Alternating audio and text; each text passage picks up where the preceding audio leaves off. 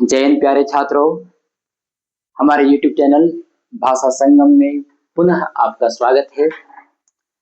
आज की वीडियो में मैं क्लास 10 इंग्लिश फर्स्ट फ्लाइट का फर्स्ट पोएम लेकर आया हूँ, dust of snow, composed by Robert Frost. This is a very small poem consisting only 8 lines of 3 or 4 or 5 words. तो यह बहुत छोटी सी कविता है, 8 पंक्ति की कविता है और वह भी पंक्तियां बड़ी बड़ी नहीं है, 4 जो मुश्किल से 3-4 शब्दों का वाक्य है। The poem is very small, but the poet wants to pass the message that a single incident, a common incident, can make a great effect on us, on human beings. एक छोटी सी घटना, एक सामान्य सी घटना हमारे जीवन में बहुत बड़ा परिवर्तन ला सकता है, बहुत बड़ा इफेक्ट डाल सकता है, प्रभाव डाल सकता है। तो कविता में जाने के पहले जाने what is the dust of snow, जो नाम दिया हुआ है। Dust of snow the tiny particles of snow. Dust of snow tiny particles of snow हैं, अर्थात बर्फ के छोटे छोटे महीन महीन तिनके हैं। They move in the air, they freeze on roof, on road, trees and plants. ये जम जाते हैं कहाँ? रोड पर, छत पर, पेड़ पौधों पर। दे move in the air and they bring excessive coldness. ये हवा में तैरती हैं और ये बहुत अत्यधिक ठंडक ले आती हैं, वातावरण को बिल्कुल शीतल कर देती है। और इसके साथ एक हेमलॉक ट्री का प्रयोग हुआ है, जिसका अर्थ है धतूरा का वृक्ष, धतूरा का पेड़। ये poisonous tree and intoxicated tree. और एक और वर्ड है रूड। रूड का मीन्स रिपेंट करना होता है, ग्रीफ करना होता है, पश्चाताप करना होता है। अब कविता पर पहुंचते हैं, उसके पहले क्या है। The poet Robert Frost is sitting under a hemlock tree, and he has been sitting for a long time. Perhaps he has been thinking for a long time about the dark side of life. वह जीवन की negative बातों को, नकारात्मक बातों को सोच सोच करके, उसके ऊपर कल्पना करके, उसका उत्तर ढूंढ करके, उससे प्रश्न के ऊपर प्रश्न आकर के वह फिर उसका उत्तर ढूंढ करके वह एक लंबे समय को वह गुजार चुका है, वह बैठा हुआ। अब यहां से कभी बैठा हुआ है तब क्या होते हैं। The way a crow shook down on me, the dust of snow from a hemlock tree has given my heart a change of mood and saved some part of a day I had rued. The way a crow shook down on me, जब कभी बैठा हुआ धतूरा पेड़ के नीचे बैठा हुआ है और उसी समय एक कौवा आया और धतूरा के पेड़ की डाल पर बैठ गया। और जब बैठा तो सूख किया, और सूख किया तो डाउन गिरा, क्या चीज? बर्फ के तिनके गिरे। द डस्ट ऑफ स्नो गिर गए। किसके ऊपर? नीचे बैठा हुआ है कवि के ऊपर गिरे।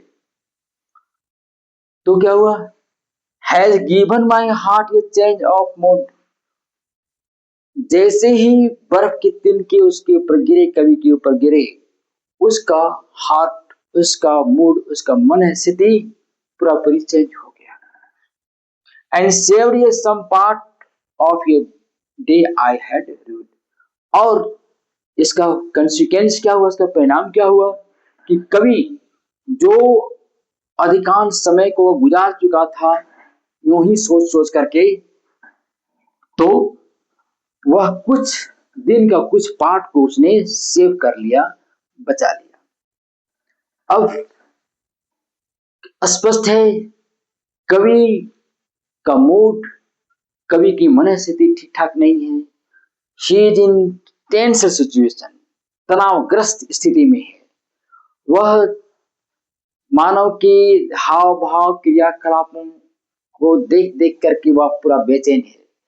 वो कारण तो बताया नहीं है, लेकिन इतना है कि वह उसका मूड सही नहीं था। तो वह बेचैनी स्थिति में था, वह सोच सोच करके था, पूरी दुनिया से वह कट ऑफ हो चुका था। एक रियल वर्ल्ड से, हकीकत की दुनिया से बिल्कुल अलग हो गया था।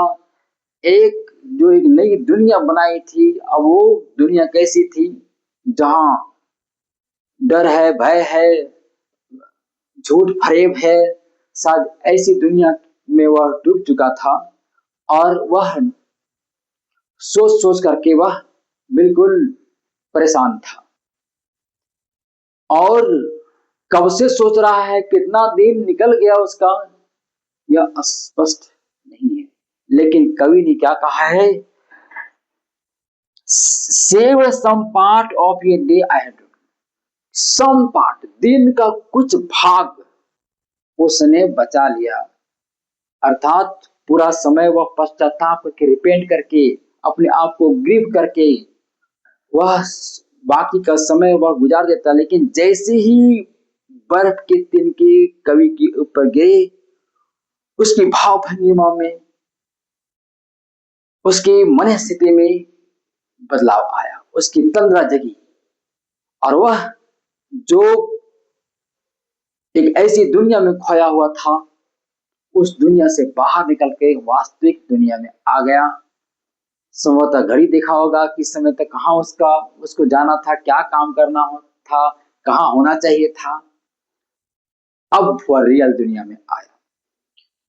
तो छात्रों, एक छोटी सी घटना, कौवा का बैठना पेड़ पर, डाल पर, और उसकी बूंदें गिर जाना, बर्फ के तिनके का गिरना, कोई बड़ी घटना नहीं है, सामान्य घटना है। लेकिन इस सामान्य घटना ने ही कवि जो समय को गुजारते जा रहा था, दिन भर लगभग गुजार चुका था, तो कुछ न कुछ बचा लिया। इन द सेम वे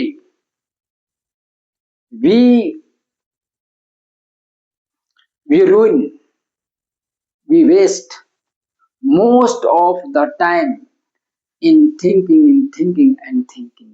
हम सोच सोच करके कई तरह की उलझन वाली बातें हम अपने दिमाग में ले आते हैं। सोचते हैं दुनिया का क्या होगा, पाप बढ़ता जा रहा है, लोग ईश्वर पर विश्वास नहीं कर रहे हैं, खून खराबा हो रहा है। ये सब सोच सोच करके हम अपने कर्म से विमुख हो जाते हैं। कवि का मैसेज यह है।